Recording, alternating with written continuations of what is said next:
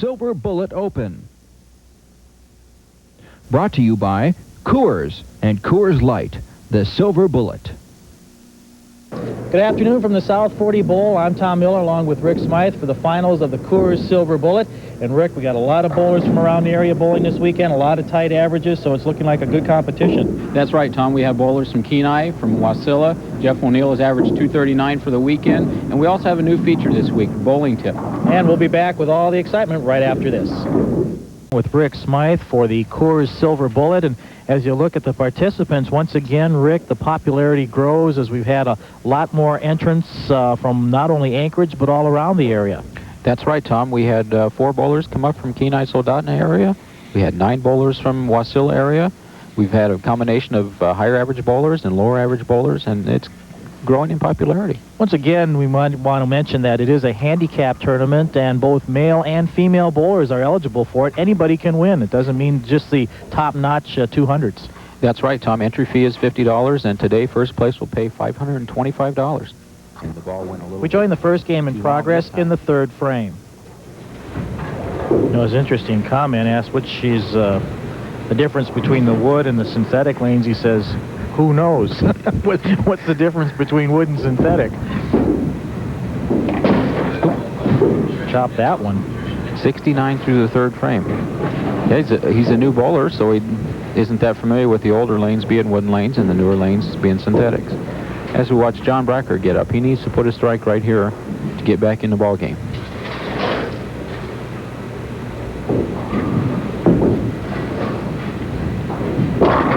And the ball goes Brooklyn. Remember, like it's a different type of wrist or a grip guard on there. Yes, the wrist guard that he has on his wrist keeps his hand and his forearm and his wrist straighter throughout the shot, making the ball hook a little bit more, giving it more turn. Kind of like a cast type of a deal. There you go. Okay, John Brecker has 38 in the second. Al Terreault has 60 in the second, so John needs to move up. If he strikes here, John will have 58 in the third, and he'll be down 11 pins. So he can really use a strike at this point.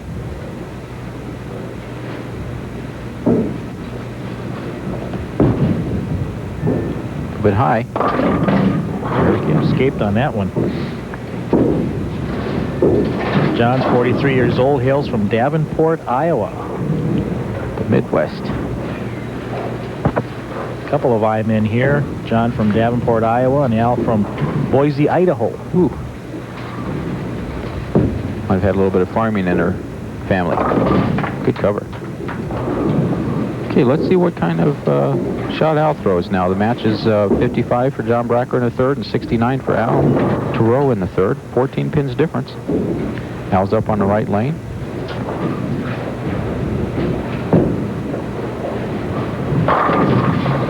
He's a 10-pin again. Pesky 10-pin. You notice that shot that he was further out on the lane towards the 5 or 4 board, where John is playing around 10 board. We'll watch that next time they both get up. What that causes is by Al being further out on the lane like that, makes the ball hook a little bit more, a little bit harder on the back end. As he covers his 10-pin. Good cover. That 10's been the tough one on the right-hand lane for him. He's 14 pins up on the match. He's been around the pocket 3 out of the 4 shots. He needs to start carrying. If he loosens up a little bit, he'll carry those half hits.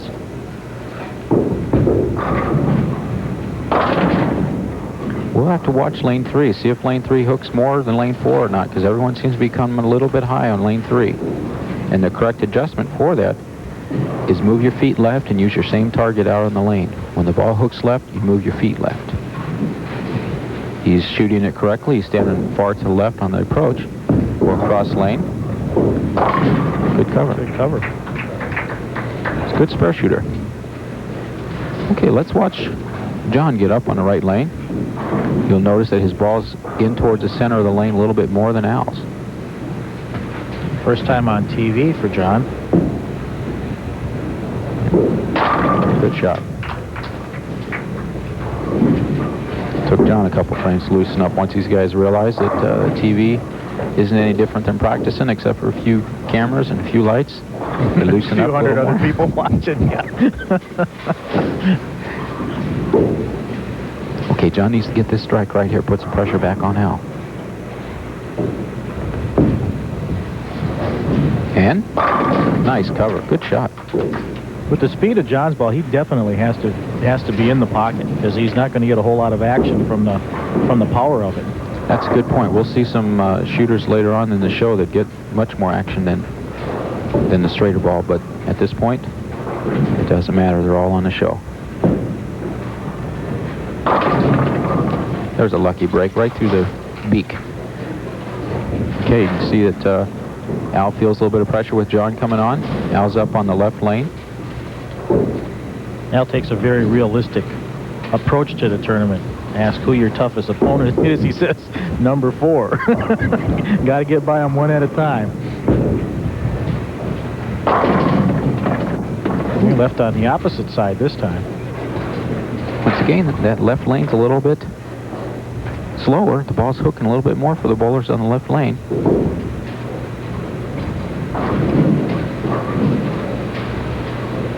Al's been bowling 11 months, and he's a pretty good spare shooter for the short length of time he's been bowling. As 127 through the 6th frame, John has approximately 125, depending on count, through the 6th. So we have a close ball game, Tom. So he just concentrates on throwing the good ball every time. Ooh. Still falling. That could open the door. Well, with that spare conversion, John will have 124 in the 6th, and Al has 127 in the 6th. So it's coming down the last few frames again.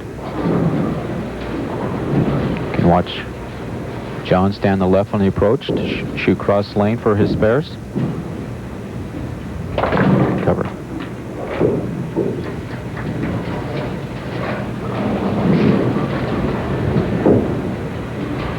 All of them figure one of their most humbling experiences is being on TV to bowl. Probably because there are so many more people watching you than even in your own league. Everyone back home will let you know when you make a bad shot. He's up on the left lane. Ball could come up. Left her again. You see the 10-pin? It didn't quite have the snap on the back end. We watched the guys later on in the show hook the ball, have much more hook on the back end, and it'll hook in and snap it off, where John's ball rolls a little more forward, end over end, and it doesn't quite have the power. But his assets are his abilities to pick up spares. You watch him stand far to the left on the approach again. And converts 10-pin. See, when the ball doesn't hook that much, he doesn't have to cover that many boards. Okay, Al Terreault's up on the 8th frame on lane 4. Al says he wants to do a good job for his son Kyle, who's watching. He says hi.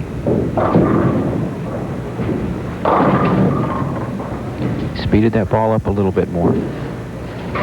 A big man like that might have a tendency to throw the ball a little bit harder. Wide open tournament, no matter what the averages are coming in. There's a handicap tournament, so that leaves it wide open for everybody, male and female, really. That's right, Tom. One thing we didn't have this month, though, were the ladies. Last tournaments that we've had 3 to 4 women bowling, but this month, none of them came out. We've talked about women in Alaska winning the Iditarod. They could win the silver bullet. So watch Al up on the left lane in the 9th frame. There you go. Good cover. Much firmer with the shot, a little bit straighter. It's a great shot. Okay, John Brecker needs to strike right here just to stay 3 pins behind. The score is 147 for John in the 7th and 146 for Al in the 7th. 3 pins separating our bowlers. There you go. Good cover. I think here you got a good indication of the contrast that bowlers have and what an individual game it is, and you don't have to have a certain style to be successful. That's right. You want it to be natural so you can reproduce your shot over and over without having to work at it. It's come down to this, Tom. John Brecker needs to strike right here and put some pressure on Al. Even if he strikes out, he can't close Al. Looks good. Good cover. There's a competitive nature in the human being right there. When it counts, they usually come through. Okay, what that set up is Al must strike the first time. But if John gets another strike here, he will force Al to get 2 strikes.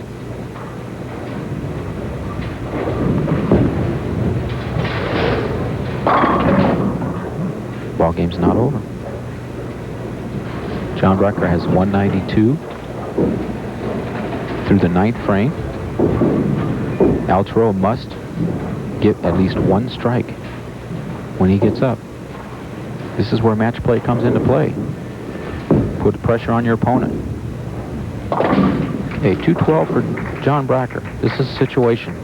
Al Terreault must get this first strike and must get good count after that first one. This is it. His tournament's come down to this one shot right there. He needs a strike. Nope. Cut it off the left side a little bit too hard. Remember, he'd been light on that lane in the past few shots, and a little bit of pressure, have a tendency to tug the ball up. He bowled respectable for the tournament. Bowlers in Kenai should be proud of him. He's just glad that he was in with the final 5. He said there were a lot of good bowlers in the field of 49, and he's just happy to have made the final 5.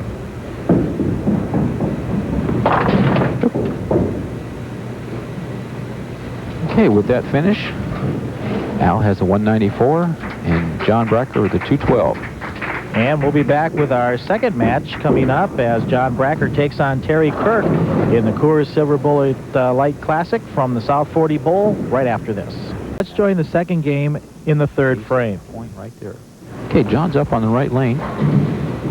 He has 2 in a row. If he gets this one, he puts Terry on the ropes early in this match. And looking good. Nice cover. Woo. Good way to start out. So the pressure's on right from the start. Not letting up. You can see John looking down the lanes. Going to adjust his feet accordingly. See him place his left foot. He's set. And he gets started. 4-step approach. Down and in. Looks a little tighter. Good cover.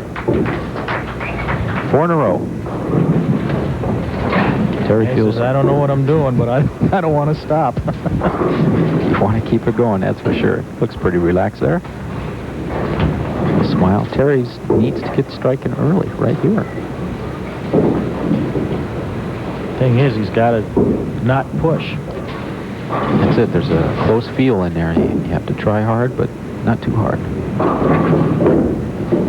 Out to the 5 board and coming back. No. Again, it skidded too far out. Again, that lane 4 might be slicker for the guys. He hasn't lined up yet accordingly to the lanes.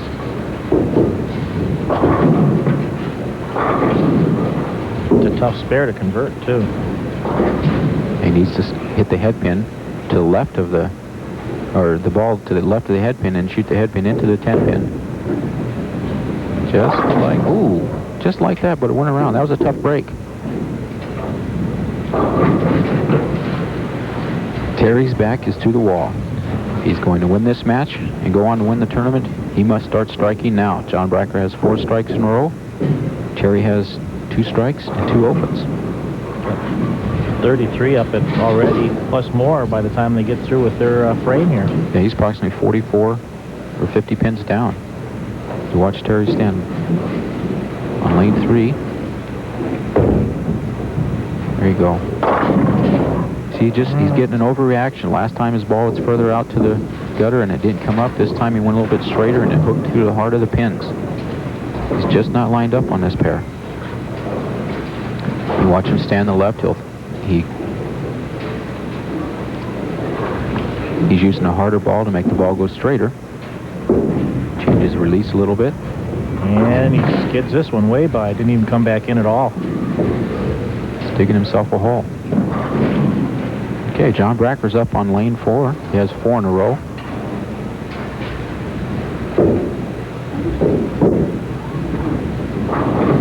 I think you can see the difference. John's going up relaxed now, and Terry's going up with a little more pressure. That's it. Good point. Don't say it. I didn't. I'm not saying a word, Tom. How do you remember things like that anyway?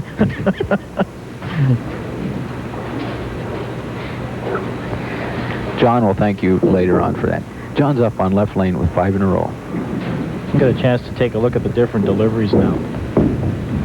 John goes a little bit straighter up the boards. Ooh, tough break. It's a good hit, though. Threw the ball well. Glad I didn't say anything. Yeah, then you really would have known it. Okay, we'll watch John shoot, stand on the left side of the lane. And with his ball being a little bit straighter than Terry's, he's more accurate. His spares are much easier to convert. As he converts the 10 pin. Now Terry will start for his full delivery, where John just goes for his delivery to the right-hand side. Right, you can see how far to the left of the approach Terry is standing. But watch how far he swings his arm back behind him, and you can really see how he whips it out for that spin. Out to the 5 board and comes back. Again, just overreacting.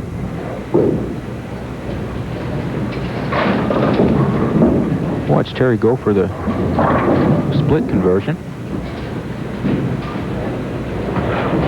He's switching balls again. Yes, going the ball a little bit harder. So the ball would skid a little bit further for him without overhooking. You see him cup his wrist underneath the ball.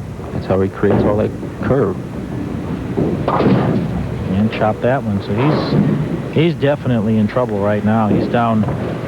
The best he can shoot is 201. Let's watch Terry from behind. He'll get that way behind his back, and you can see he's got his hand pretty far under the ball, and when he whips it out, you can definitely see how he's going for that spin. You see him stand on the left of the approach. You can see you can't see it here, but he doesn't have his thumb in all the way. You can see his wrist cupped underneath the ball. Watch that. Going away. Out to the 5 board, and it comes back. There's the mixing. Tell you what, Tom, when that type of ball gets lined up, hitting pins, it spins them around, and they can shoot some incredible scores. Thing is, are you in a situation now, too little, too late? Well, if he's going to win, John has to, I think, fall asleep on the approach, but I don't think he's going to do that. Nice ball. Good reaction. Okay, we'll see a difference between the two bowlers. Remember, we talked about Terry standing far to the left on the approach. You'll see where John's standing towards the middle, or maybe even a little bit to the right. He's not as far to the left. And a straight arm delivery, even though he does hook it. And exactly, his wrist is straight. See him to the right, going straight up the boards. See, it starts around 5 board and comes up. There's the mixing.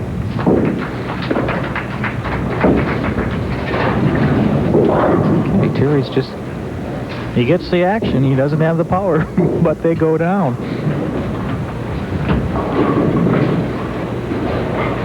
Again, you can see Terry stand way to the left. Watch him get his hand underneath the ball.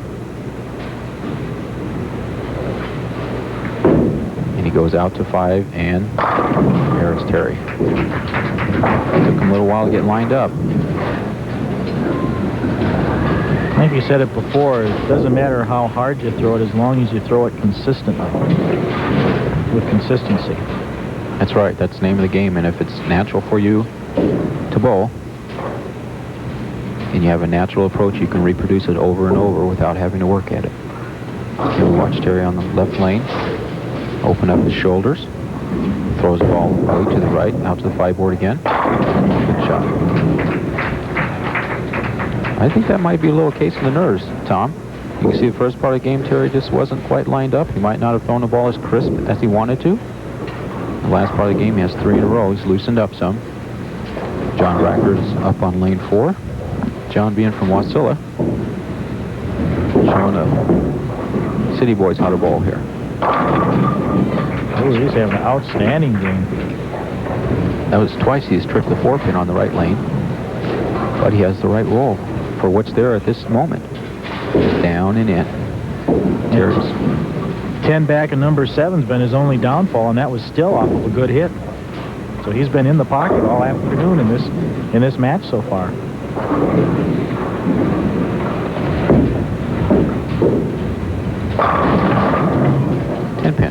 That one was a weak 10-pin. Remember, the first one was a ring and 10 where the 6-pin flew around the top of it. That one, the 6-pin just laid in the channel. Again, we'll watch John convert a spare. He'll stand to the left.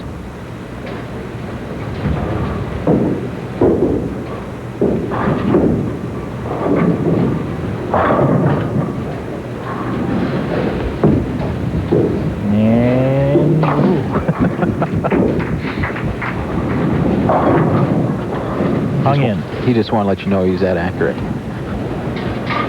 Had it planned the whole way. If John throws a strike right here, he'll shoot 267.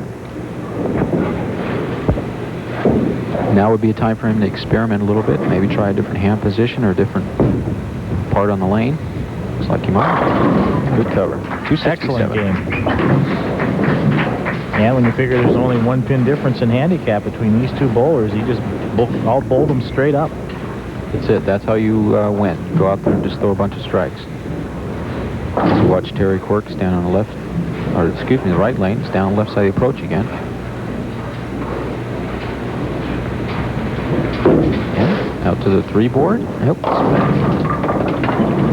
Like I said, Tom, the hook balls sometimes create a lot of area, but in Terry's case right now, the lanes are not conducive to his ball. Of course, Terry said earlier, he said he's been playing the lanes wrong all day so far today, that they're a little bit drier. What kind of situation could that lead for him? Well, he obviously he's juggled some equipment. He just hasn't found the right bowling ball for the way he throws the ball today. I believe if he had more time to practice on the lane, he would find something.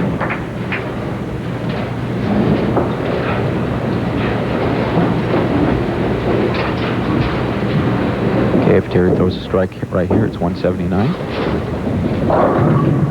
So he beat him by over 90 pins. Straight head-to-head.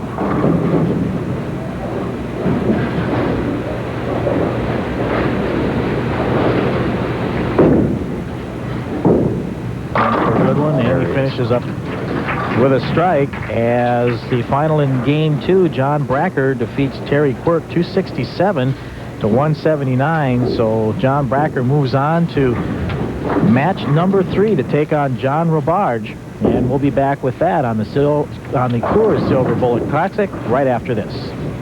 You can Coors Silver Bullet Classic at the South 40 Lanes, and the special feature for today's show, bowling tips from Rick Smythe, and one of the big ones that concerns everyone is how to pick up that 7-10 split. Our new feature of the show are bowling tips. And this week we feature how to pick up the 7-10 split. First of all, when you leave the 7-10 split, the ball has hit the head pin too high. So if you're right-handed, you still use the same target on the lane, and you move 1 to 2 boards to the left with your feet on the approach. If you're left-handed, you use the same target on the lane and move 1 to 2 boards to the right on the approach.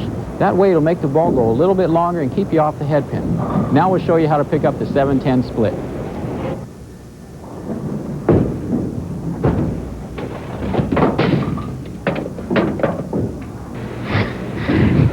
And that is what you call pin action, I guess.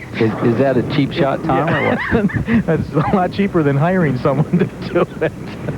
Anyway, our next match has John Brecker taking on John Robarge. And John Robarge, right? Now we're going to have trouble. We got 2 Johns here. John Robarge is the first one up. John, who moves from the drag racing lanes in the summer to the bowling lanes in the winter, starts things off in fine fashion with a big strike. We have John Brecker up on the right lane. Last game, John Brecker shot 267 and defeated Terry Quirk 179. This is his 3rd game on the pair. Good cover. This is another one of those very even matches, only a 2-pin difference in the handicap. That's right, Tom. John Brecker again has 9 pins, and John Robarge has 7 pins. John Robarge has a 190 average, and John Brecker 187. So this should be a good match. John Brecker's up on the left lane. Goes the ball a little further out and comes back. Ooh, did he get action off of that one? I think he's shaking his head, boy. I got saved. He's following your bowling tips for a strike. Okay, John Robarge has his back to the wall already in the second frame of this match. See him studying his shot.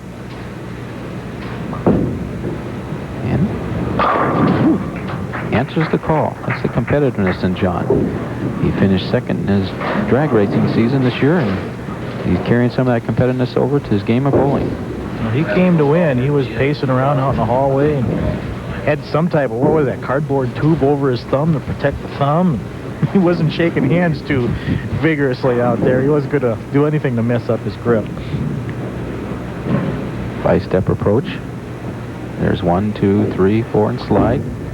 Around the 5 board, and ball went a little bit longer. Looked like that didn't skid as much as he did the last time. Kind of held up a little bit. He might have been a little bit tentative on that shot.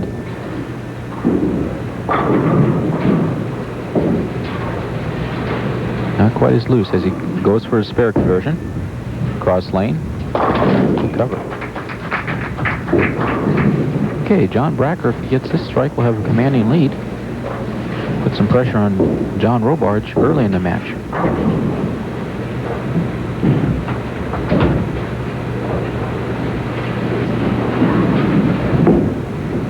Straight up 10. Boy, he was really hot. He's in the groove today. He doesn't turn the ball up quite as much as the rest of the players. You see John Robarge wiping a little sweat from his brow. Must be those hot TV lights. Okay, John Brecker's up on left lane. Has 3 in a row. Takes 4 steps. There's 1, 2, 3 slide. Ball through a little bit to the right. Ball just didn't finish. You see how he's a little tentative on that. He says he just concentrates on throwing a good shot. That's probably been the worst one he's had out of the last 13 frames. 14 frames. That's the first one that hasn't been in the pocket. The last 15 frames, you're right. See, he converts a spare. Whoa. Good cover. I didn't think the ball was going to come up there for a minute. That can be a tough one. You can hit that and leave that hidden one behind there if you hit it wrong. Okay, John Robarge is up on the right lane.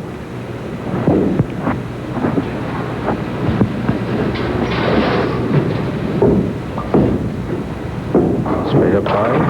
Ooh, good cover. Got saved on that. He almost ended up leaving himself a split. Yeah, you see the ball just didn't quite finish in the lane. He's throwing the ball a little bit too hard. He's going to have to loosen up some and relax. Through 3 frames, John Brecker has 85 and John Robarge has 74. 11-pin difference. John gets a strike right here to make the game tied. Another example of power versus finesse. That's right. You see that ball hook way up. Didn't quite come up. See John Robarge. He knew it when he let it go. I think the adrenaline is flowing in John right now. He's pumped up and a little bit too much pumped up. That's a good way. He needs to slow his ball down, possibly slow his feet down a little bit, let the ball hook up on the lanes.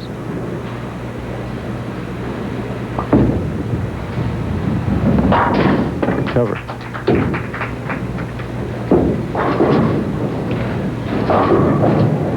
Okay. So John Brecker back up. See if he can. Last time he ended up with a spare. He got himself another 3 strikes in a row. Started out with 3, now the spare. Let's see if he can come back again. A little high that time. A little bit high. We'll have to see if it's the lanes breaking down a little bit. Remember, the last shot he left the bucket, and he might have just made an adjustment. That's typical, although it's not the correct way to do it. To throw a bad shot on one lane and make the adjustment on the other lane. Converts on that one. Okay, remember this last shot on this left lane. John left the 2-4-5-8. The ball didn't quite come up. So he's studying the lanes, looking down, seeing if he needs to make an adjustment. We'll watch and see if he takes a little more time on this shot. A little more concern on his face anymore. when he had those strikes rolling. May have shaken him up a little bit. Looks good. Ooh, didn't get the action again. There we talked about it. Last time he left the bucket on that lane, he might have made an adjustment and the ball came up a little bit high. So it's a good point, Tom. A little more pressure on his face and he can field. This isn't quite a runaway like it was the last game that he had. It converts a spare. Okay, John Robarge needs to get up and put some pressure back on John Brecker.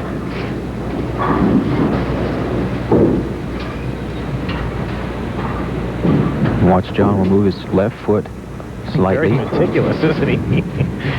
You get that spot right there. That's it. A little further out. Good shot. That was solid. We'll watch him from the rear this time. And you'll see he'll go down the 5 board or so. He turns the ball up quite a bit more than John Brecker. You can see the mixing action on the back end. Watch his hand get under the ball. he really gets in there. I'm going to look at it. Make everything right straight. Should hit around the 5 board, straight up. See the ball hook in, hook, hook, hook, hook. There's the difference right there. That's consistency. When you know where you want to go, and you can get there every time. Well, both players have 140 something in the 6, depending on the count. This is a close match. We watched John Brecker be as loose as a goose the last game. There's a little more pressure on him now. We'll see if he responds. Further out. Ooh. You see he picked up the ball to the right a little bit too quick, and the ball hooked up on him. Sheds some new light on the match, doesn't it? That dinner bucket kind of shook up his game a little bit. Needs to go for the 2 on the right.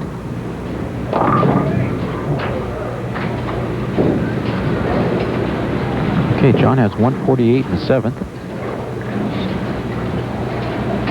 John Robarge has possibly 150, 160, depending on count. We've got a close game. John Bracker's up on the left lane in the 8th frame. He needs to get a strike right here, put some pressure back on John Robarge. And there he is. A little bit looser, a little more relaxed. He's got up and throw the shot. You can see he's a lot more worried than he was the last game. You would be too if you're 20 pins down. Okay, let's see what happens here. John needs to strike here and put John Brecker on the ropes. But it shows a difference in how you throw the ball, too. You know, sometimes you over-correct or over-press. John's loosened up, Robarge. Yeah, that's why we talked about you want your game to be natural for you. That way, when you get underneath a pressure situation, you can do it naturally without having to work at it. You can see now that John Robarge is a little looser. You get to strike, he'll respond. John Bracker's checking the score.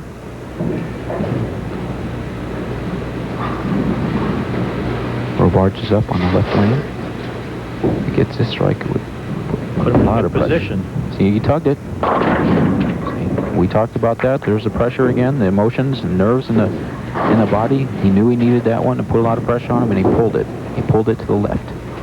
I think he's a little relieved he didn't end up with a split off of that. Sure, he could have opened this game wide open.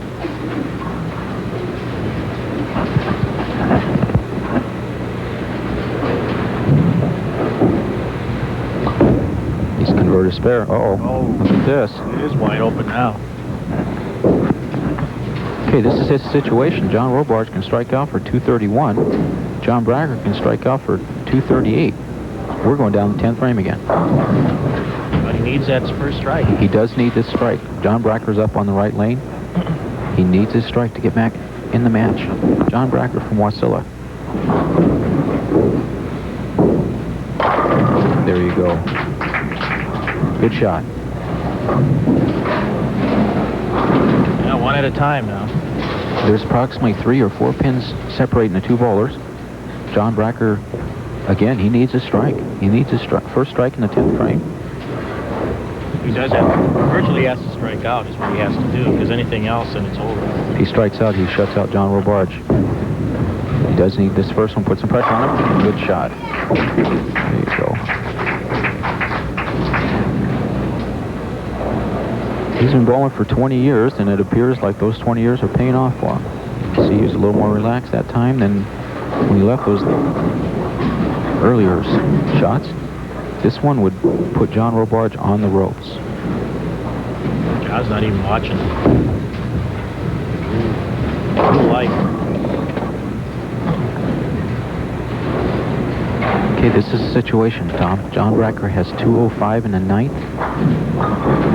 John Robarge has 201 in the ninth. Brecker needs to get as many of these pins as he can.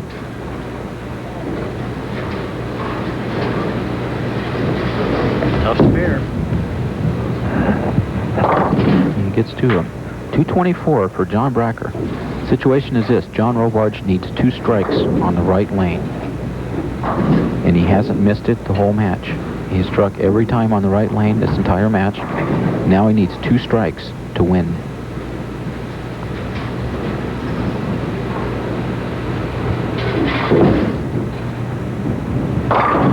He tugged it up. He still has a chance with a spare, and no, he doesn't. No, the best he can do is 221. John Brecker has 224. Needs to convert a spare. I would say if he converts this spare, he will throw a strike on the next one. Just a little bit pressure on him. If he strikes, he'll shoot 221.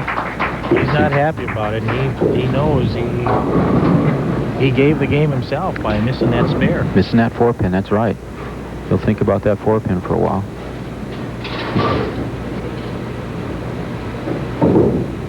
Okay, we'll watch him throw his last shot. And 7. 218. Okay, so the match is John Brecker defeats John Robarge with a score of 224 to 218. We'll have John Brecker versus Jeff O'Neill in a few minutes at the Coors Silver Bullet.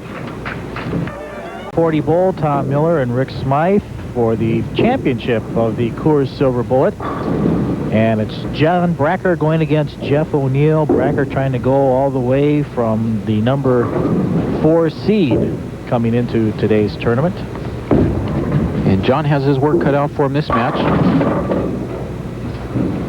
He's bowling against Jeff O'Neill, who for this tournament has averaged 239.2. That's a ton of sticks. But it all comes down to this last game. John Brecker has 9 pins of handicap, and his first shot was a decent shot. Now with his handicap and the way he's been bowling today, he could really stake himself to that title. That's if right. he can be consistent. That's right. We'll come down to 10 frames, and Jeff has had his way this whole tournament. John has had his way this championship round. So we'll see what happens.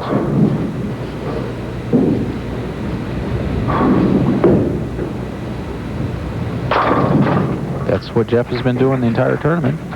He says he definitely wants to redeem himself for the disaster he had back in October when he was on the tournament. Yeah, he's reminded me that several times when he chopped the 2 off the 5, and I think I mentioned that. So I'll be good today. I won't say a word. Of course, he does want to say that he does take your money on Friday nights. Did you have to say that, Tom? Well, he says, what do you want said on TV? That's what he said he wanted said. And that's how he does it right there. Okay, John Bracker's up on lane 4. I can't believe you said that, Tom. John Bracker's up on the right lane.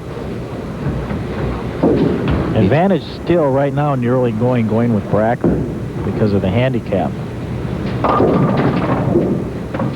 But as the match wears on, those pins start to wear out.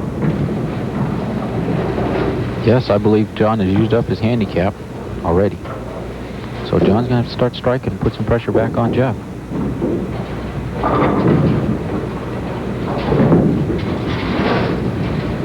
Good cover. Talking with John earlier, asking him what his greatest experience was in bowling. He puts down that he bowled at 300. And he also enjoys bowling with Don Douglas and Eric Brogdon at Valley Lanes in Wasilla. We had 9 bowlers from Wasilla competing in the tournament. So a lot of tough bowlers out in that area. That's a good one coming in. That's what makes them tough right there. Yeah, he said Jeff was going to be the toughest bowler for him to face today. Jeff has bowled extremely well this weekend. Obviously, when you're averaging 240, you're throwing a ton of strikes. And he's a good bowler. Throws the ball to the right and has it come hooking back for him. He's out to about 5 or so. Again. There again. We'll watch him from the back view and watch his swing. He'll come out away from his body and tuck back around his back, and that enables him to throw the ball to the right with the right trajectory. See, he's standing way to the right. He'll walk to the left. Okay, watch his hand, his grip. Spreads his index finger. He'll walk to the left, swing the ball around his body, and swing it out, and throws a strike. Different type of approach, because he almost goes in and then back out again for his delivery. That's right, but at the foul line, he realigns himself, and he creates a lot of leverage. John Brecker needs to strike again. We're in the 4th frame already, and John needs to strike.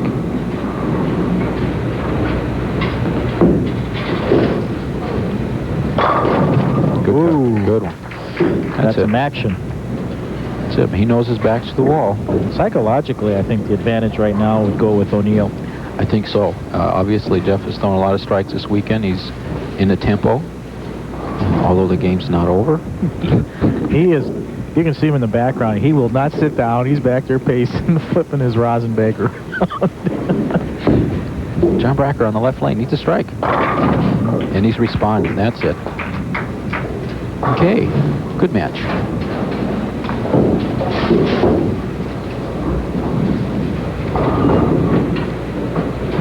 Okay, Jeff O'Neill has the first 4. He's up on the right lane. He just wants to put some pressure back on John Brecker. Relaxed. He's loose. 5-step approach. Throws it out to the 3 board and...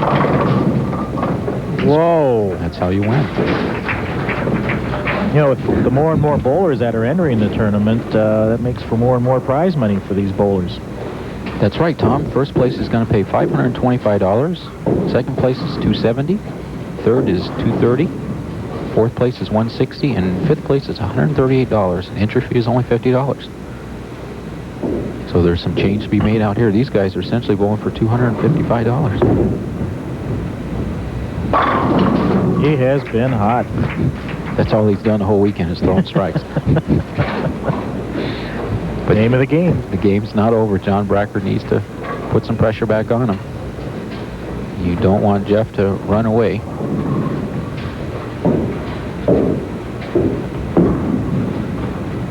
Good shot. Pesky 4-pin. There again. Difference in the action. That's right. A little bit straighter with his ball. Yeah, it tends to hook a little bit. And when it does, it leaves a 4-pin instead of having to swing to it and creating some of the mixing. It doesn't mix as well as Jeff's does. So his forte is his accuracy, and he'll be steady within the matches all the time. Where Jeff could run away, which is what he appears to be doing at this point. Touch quickly on the next tournament coming up and how people can get involved if they'd be interested. The entry blanks will be out around town, and also to Kenai and Wasilla. You can send your entry blank in, $50, and we'll be bowling next month here at South 40 Bowl. And, right, good shot. John has had a consistent afternoon. He's been right around the pocket. I think he's only had in the last 3 matches, 2 or 3 that have been outside. He's been steady. Steady down and in shot that he has. Watch Jeff up on the right lane again.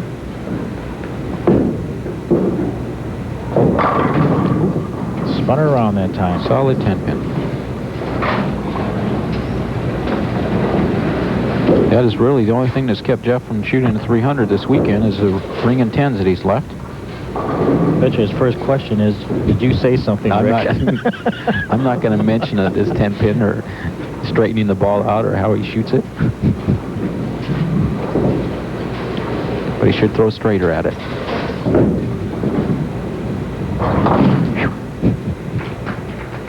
PBA member, Jeff O'Neill converting on that.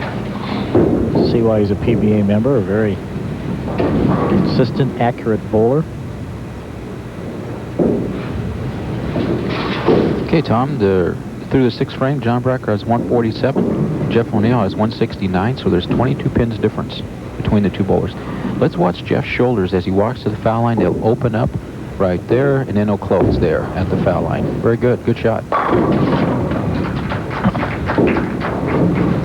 Good camera work for these two guys.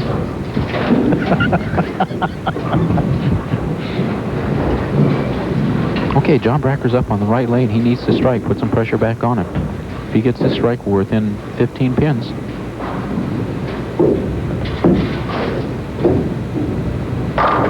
Very good. We're coming down 9th, 10th frame again. John Brecker with the strike will have 177 through the 7th, and Jeff O'Neill has 189 through the 7th. But if John gets his strike, we'll be within pins of each other going into the 10th frame. John Brecker from Wasilla on the left lane needs to throw a strike.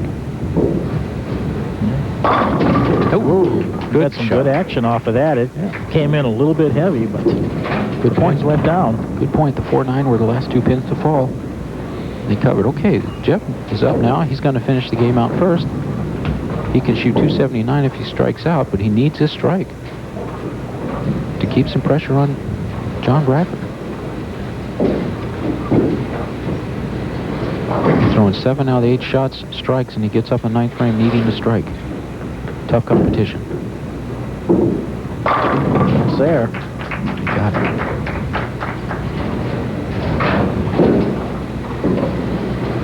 Okay, again, Jeff can strike out for 279. John Brecker can strike out for 267. So we're going down the 10th frame. Yeah, the only thing that's kept him from having all strikes so far has been that spin around on the 10 back in the 7th frame. Ring and 10. It's coming down the 10th frame. Jeff needs to throw 2 strikes to shut out John Brecker. Anything less than 2 strikes, John Brecker can still win. See Jeff take a little more time on this shot. It'll be interesting to see what kind of reaction he gets on the ball. Pulled it a little bit. Ooh. There you go. He knew it as soon as he let her go. The best, see, he's walking around now. He's a little bit tighter. The best thing to do when you're in a situation like that and you feel yourself getting tight and tense is put the ball down and reset yourself. I just tried a little bit too hard on that one. Tried to be a little too perfect. Now the question is he going to let it affect him on this? He's still got to convert that spare. He needs a spare to put some pressure on John. He doesn't do it. 245.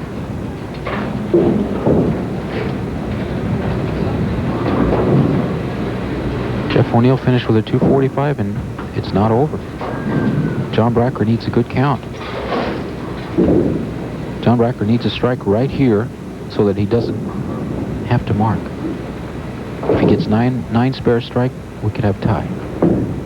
He's a good count at least, and maybe a strike. He's got the strike. There's your winner.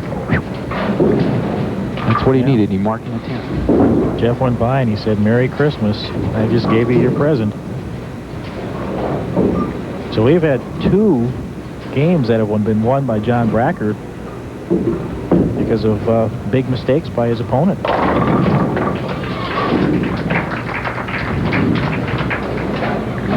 John Robarge left the 9-pin back in the 2nd place match. It's come down. John Brecker throws a strike. He shoots 267. Jeff O'Neill loses with a 245. 266 for John Brecker. So there's your winner, John Brecker, the 4th seed coming in, has defeated Jeff O'Neill 266 to 245, and we'll be back from the Coors Silver Bullet right after this. 40 bowl for the presentation of our prize money to today's finalists. Rick Smythe presenting 5th place award to Al Terreault, $138. 4th place, Terry Quirk, $160. John Robarge, 3rd, $230. Jeff O'Neill, 2nd, $270. And our winner today, John Brecker, $525. Some exciting matches today. Hope you can join us again next month. For Rick Smythe, I'm Tom Miller.